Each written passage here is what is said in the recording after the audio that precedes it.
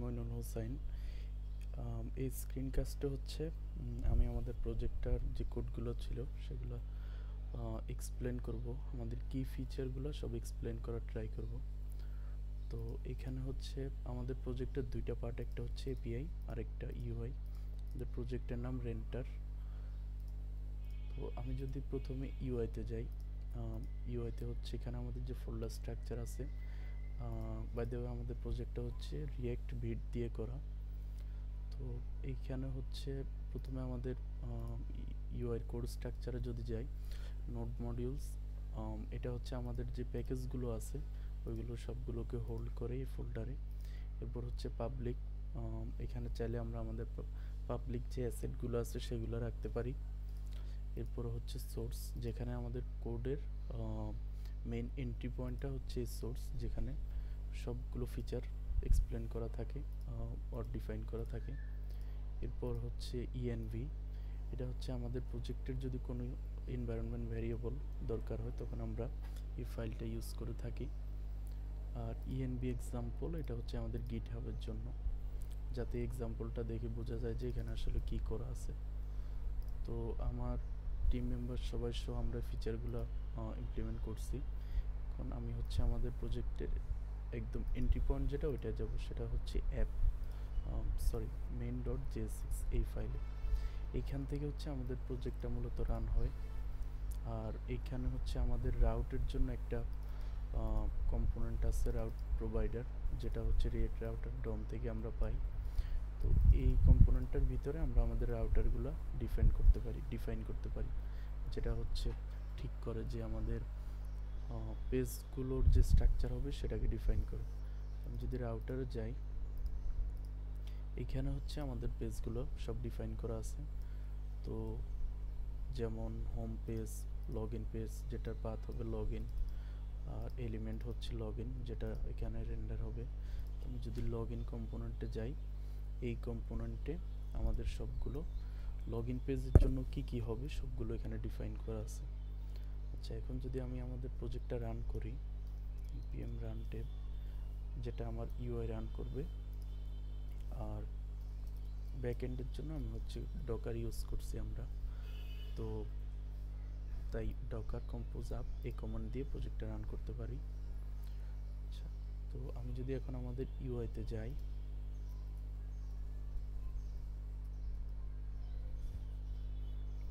এটা হচ্ছে আমাদের ইউআই।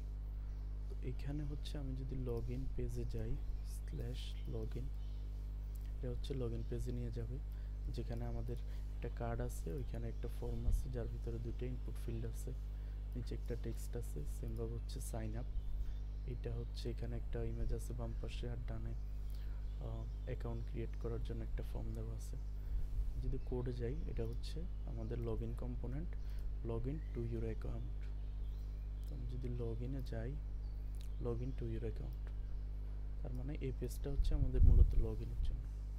সেমভাবে প্রত্যেকটা পেজের জন্য আলাদা আলাদা করে রাউট অ্যান্ড কম্পোনেন্ট ডিফাইন করা আছে। যেমন আমি হচ্ছে যদি প্রোফাইলে যাই, প্রোফাইলটা হচ্ছে private route, only logged in user এই রাউটে অ্যাক্সেস করতে পারবে। আমি যদি প্রাইভেট রাউটে যাই, এখানে যেটা করতেছে, আমাদের লোকাল স্টোরেজে কিছু ভ্যারিয়েবল ডিফাইন করা থাকে যখন আমরা লগ ইন করি। আমি যদি লগ ইনে যাই, তো এখানে যদি আসি, যখন লগ ইন করতেছি তখন লোকাল স্টোরেজে set item is logged in true, logged ইনটা হচ্ছে ট্রু করতেছে। আমি যদি প্রাইভেট রাউটে যাই, এখানে যেটা করছে, গেট আইটেম লোকাল স্টোরেজ থেকে ইজ লগড ইন, এটা যদি পাই, যদি ট্রু সেট করা থাকে, এর মানে আমরা লগ ইন করা আছি। রিটার্ন চিলড্রেন, এখানে রাউটে যে চিলড্রেনটা দেওয়া হবে, যেমন এই প্রোফাইল কম্পোনেন্টটা, ওইটাকে রিটার্ন করবে। আর তা যদি না হয় তাহলে আমাদেরকে কি করবে, লগ ইন পেজে রিডিরেক্ট করে দেবে। তো এটা হচ্ছে আমাদের প্রাইভেট রাউটের কাজ। আচ্ছা, তো সেমভাবে প্রত্যেকটা পেজের জন্য দেওয়া আছে, আমাদের রাউট ডিফাইন করা আছে। আর যে কোনো একটা পেজের যদি যাই, যেমন প্রপার্টিস, যেটা হচ্ছে মূলত আমাদের এই পেজটা, সেখানে আমরা উপরে যেটা দেখতে পাই সেটা হচ্ছে আমাদের যে ফিল্টারিং, সেটা দেখতে পাই। যেমন সার্চ বার সার্চ করা যায়, কিছু অপশন আছে, প্রাইস রেঞ্জ দিয়ে ফিল্টার করা যায়, নাম্বার অফ বেডরুমস এটা দিয়ে ফিল্টার করা যায়। এগুলো হচ্ছে সব এখানে দেওয়া এই কম্পোনেন্টের ভিতরে আছে। Excuse me. তো এরপর হচ্ছে প্রপার্টিস ডাটা লেন্থ। এখানে যেটা করতেছি আমাদের প্রপার্টির যে ডাটাগুলো পাইতেছি সেটা যদি 0 থেকে বড় হয়, মানে আমাদের কোনো প্রপার্টি থাকে, তখন এই কম্পোনেন্টগুলো রেন্ডার করতেছি। সেমভাবে এখানে প্রেজেন্টেশন দেওয়া আছে যেটা আমরা নিচে দেখতে পাচ্ছি এখানে। তো এটা হচ্ছে আমাদের ওভারঅল প্রপার্টিস। আচ্ছা, এখন হচ্ছে আমরা এপিআই কলিংটা কিভাবে করতেছি, কারণ এই ডাটাগুলো তো আমাদেরকে পাইতে হবে, ফ্রন্ট এন্ডের ডাটাগুলো সামহাও। এটার জন্য আমরা যেটা ইউজ করতেছি, আমাদের রিয়েক্ট কোয়েরি ইউজ করতেছি। রিয়েক্ট কোয়েরি ইউজ করে আমরা এই ডাটাগুলোকে ফেচ করে নিয়ে আসতেছি। তো আমার এখানে একটা ফাইল আছে api.js নামে ইউটিলসের ভিতরে। সেটা মূলত এই ফাইলে যা করতেছি আমরা তা হচ্ছে আমার যতগুলো এপিআই কলিং লাগবে, এপিআই এন্ড পয়েন্ট লাগবে, সবগুলো আমি এখানে ডিফাইন করতেছি। যেমন লগইনের জন্য এটা এই ফাংশনটা কাজ করবে, সেমভাবে ক্রিয়েট ইউজার এর নিচের ফাংশনটা কাজ করবে, লগ আউটের জন্য এই ফাংশনটা যেটা একটা এপিআই কল করতেছে, সেম প্রোফাইলের জন্য এটা হচ্ছে এক্সিওস ইউজ করে এপিআই কলিংগুলো আমরা করতেছি। এখানে পোস্ট, গেট, মেথড যতগুলো আছে সবগুলো যেগুলো আমাদের লাগতেছে আর কি। সেমভাবে গেট অল প্রপার্টিস, তো এখানে আমাদের ফিল্টারিংগুলো সব করতেছি। তো এই ফাইলটা হচ্ছে api.js। এই ফাইলটা মূলত আমাদের পুরো এপিআই এর যে ইনপয়েন্টগুলো আছে সেগুলোকে হোল্ড করে। তো এই এপিআই গুলোকে ইউজ করে আমরা এখানে আমাদের ডাটাটাকে নিয়ে আসতেছি। ইউজ প্রপার্টিস একটা হুক ক্রিয়েট করছি যেটা হচ্ছে আমাদের এপিআই গুলোকে কল করে প্রপার্টিসের এপিআইটাকে, অ্যান্ড এখানে ডিফারেন্ট রেজাল্ট পাইতেছি আমরা, যেমন ডাটা পাইতেছি যেটাকে প্রপার্টিস দিয়ে অ্যালিয়াস করতেছি, এরর হলে এটা পাইতেছি, লোডিং হলে সেটা পাইতেছি। আচ্ছা, তো এটা হচ্ছে আমাদের একটা এপিআই কলিং এর যে ওয়ে, সেটা হচ্ছে আমরা এভাবে হ্যান্ডেল করতেছি। এখন হচ্ছে আমাদের যে ব্যাকএন্ড পার্টটা, সেখানে যদি আসি, রেন্টার এপিআই এটা হচ্ছে লারাভেল দিয়ে করা। তো এখানে যদি আমি রাউটসে যাই, এপিআইতে যাই, এই ফাইলে আমাদের যতগুলো এপিআই আছে সবগুলো ডিফাইন করা আছে।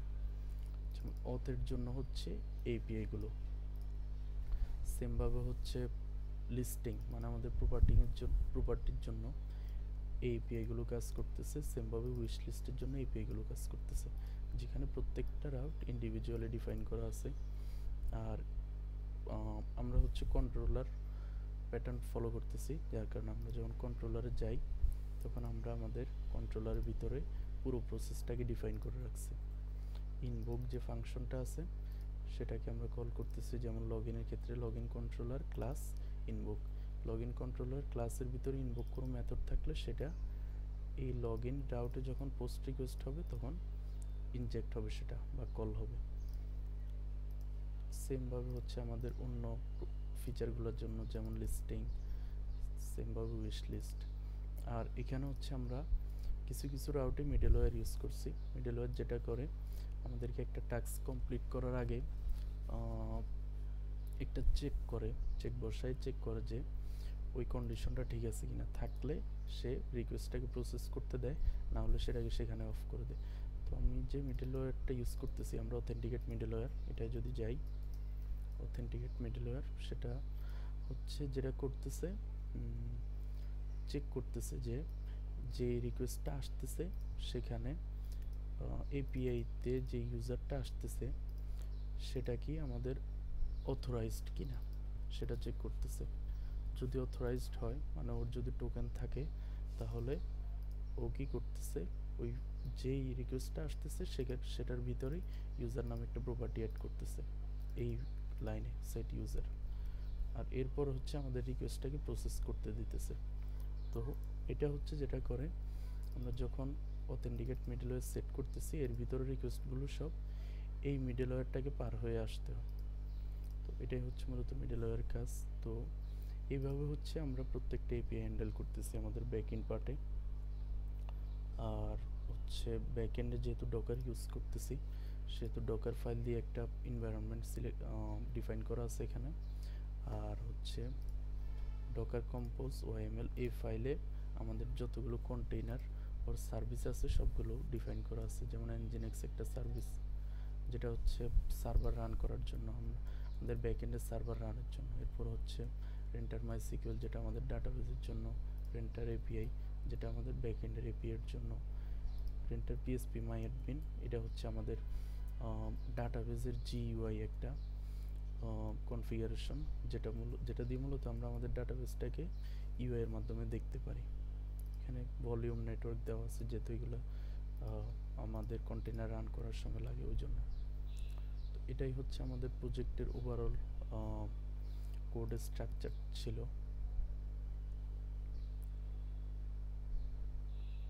থ্যাংক ইউ, আসসালামু আলাইকুম।